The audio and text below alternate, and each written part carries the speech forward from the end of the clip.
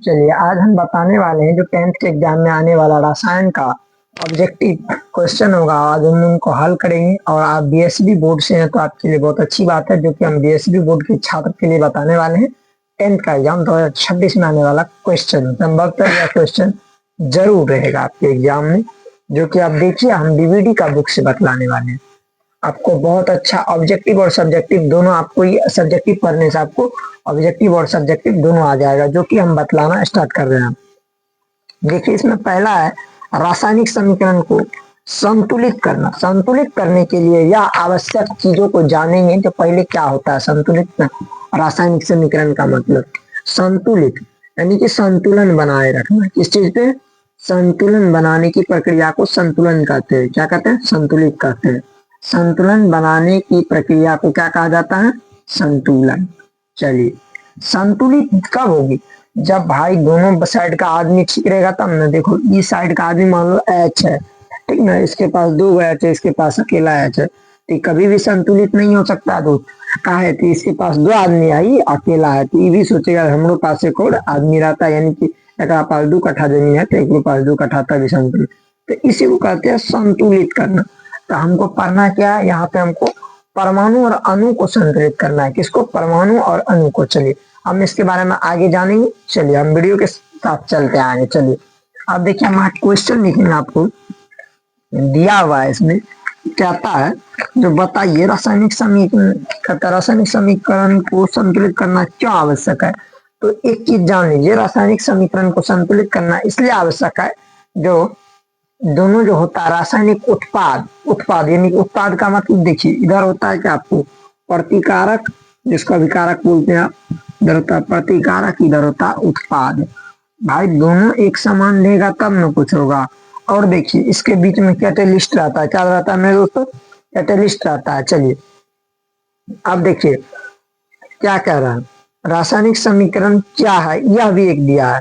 तो चलिए उसके बाद हम जानेंगे इसमें दिया हुआ क्या। रासायनिक समीकरण को संतुलित इसलिए करना आवश्यक है क्योंकि द्रव्यमान संरक्षण के सिद्धांत के द्वारा कहा गया उनको संतुष्ट करने के लिए, यानी कि द्रव्यमान जो होता है, द्रव्यमान रासायनिक समीकरण को क्यों संतुलित किया जाता है? क्योंकि इसके द्रव्यमान, किसके? प्रतिकारक और उत्पाद के द्रव्यमान यदि बराबर हो तो द्रव्यमान संरक्षण सिद्धांत का पालन करेगा, तो वह रासायनिक समीकरण को संतुलित करना आवश्यक होना है।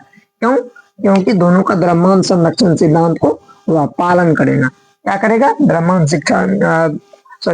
संरक्षण सिद्धांत के नियमों को वह पालन करेगा, तो वह रासायनिक समीकरण संतुलित होगा। चलिए ये तो हम जान गए। चलिए अब ये हो गया। अब देखिए इसके बाद हम कुछ क्वेश्चन लेंगे जिसमें आपको हम समझाएंगे। जैसे एल्युमिनियम सॉलिड है प्लस, चलिए H2SO4 एक्वस यानी कि जलीय विलयन है। H2SO4 क्या है? जलीय विलयन, यानी कि जल के साथ प्रक्रिया करके हाइड्रोजन सल्फेट इसको बोला जाता है। क्या बोला जाता है?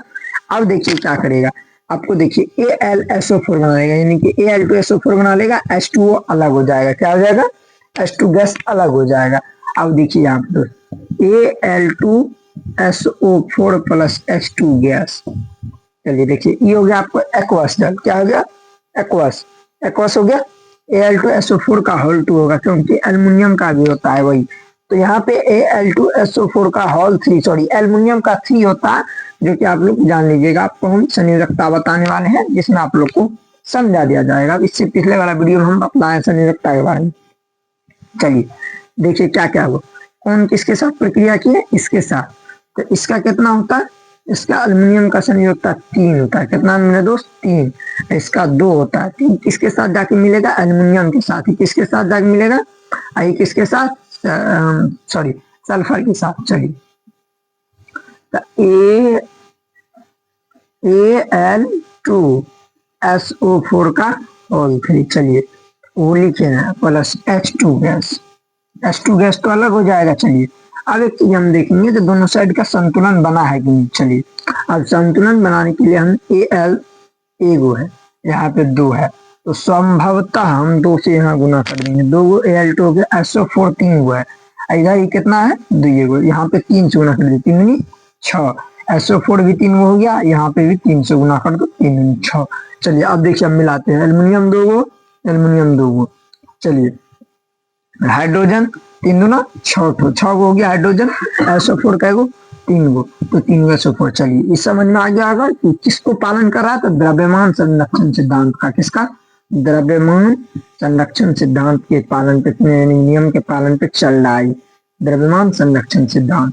चलिए इसको आप समझ गए होंगे तो कंप्लीटली। फिर हम बतला रहे हैं एक और क्वेश्चन जो ये हो जाना चाहिए आप लोग को, हम फिर देंगे क्वेश्चन अगले वीडियो में। चलिए इसके लिए हम आगे फिर बनाएंगे वीडियो एक और।